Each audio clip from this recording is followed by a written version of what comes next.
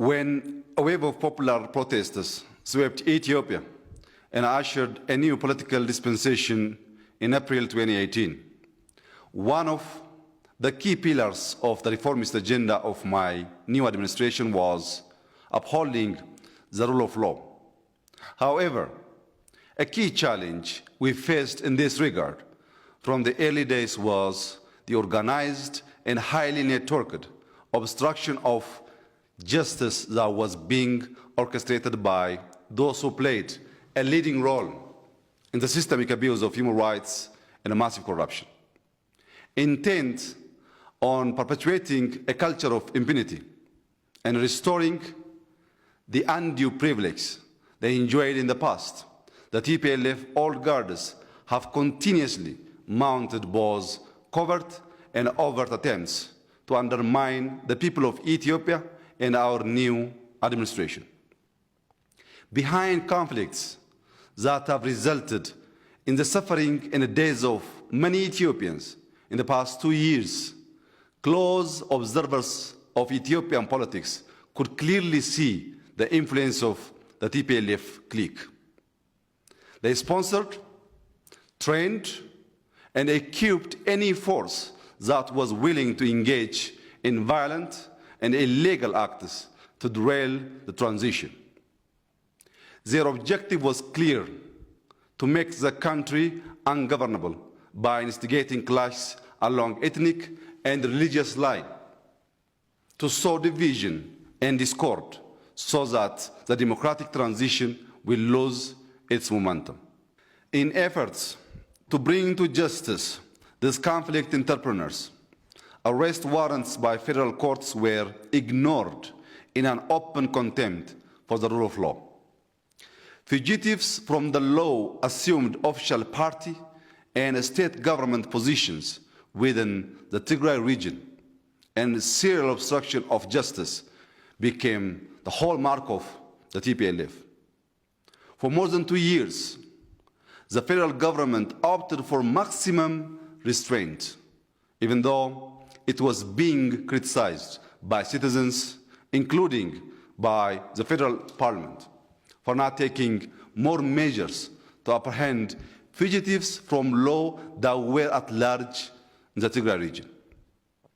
Unfortunately, the responsible and restrained approach of the federal government was perceived as weakness by the fugitives and their clique. When the general election that was scheduled for this year was postponed to 2021 due to COVID-19 through constitutional interpretation and decision of the House of Federation, the TPLF doubled down on their unconstitutional assertion, and in a blunt violation of the Constitution, TPLF adopted its own illegal electoral law, an illegal electoral commission, and conducted an illegal election in which it won all the seats in the regional council. TPLF's illegal acts did not end there. It also undertook a massive military build-up with the objective of intimidating the Ethiopian people and government. Siphoning of funds aimed at aid and development. TPLF has been preparing for this eventuality since 2018. They organized and drafted irregular militias, not even sparing underage recruits. The regional administration increasingly showed its contempt to federal laws, including the Constitution, and continued pushing a half-cooked de facto statehood thesis. The fugitives within the TPLF have been determined to trigger an armed conflict by attacking the northern command of the federal armed force stationed in the Tigray region earlier this week, intending to take control of its mechanized weaponry and capability.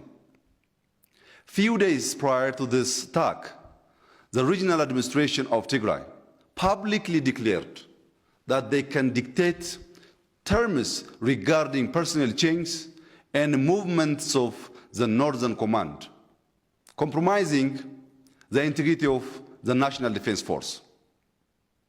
No federation and constitutional order can tolerate such illegality. That's why the federal government is compelled to undertake a law enforcement operation to defend and protect the constitutional order and uphold the rule of law. A democratic and pluralistic Ethiopia cannot exist without the rule of law. Rule of law, especially in a federal arrangement, requires that both regional states and federal governments respect the constitutional division of power. It is in accordance with this constitutional provision and its duty to enforce federal laws across the whole country that the federal government is undertaking a strategic operation to end impunity and criminality. The federal government counts on all who advocate for justice and rule of law to support this effort. I personally call upon the international community to understand the context and the consistent transgressions by the TPLF clique that have led the federal government to undertake this law enforcement operation that aims to once and for all put an end to impunity and forces aimed at destabilizing the country as well as the region. The Ethiopian people have paid a big price thus far for the criminality of belligerent cliques. Now, we all deserve peace and stability, and this operation aims to end the impunity that has prevailed for years.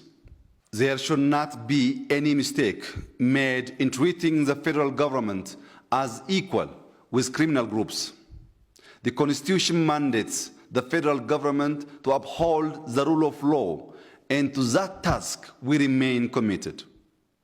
Through the instrumentality of a state of emergency, with utmost care for the overall well-being, safety, and security of our citizens in the regional state, the federal government will see through the law enforcement operation it has commenced.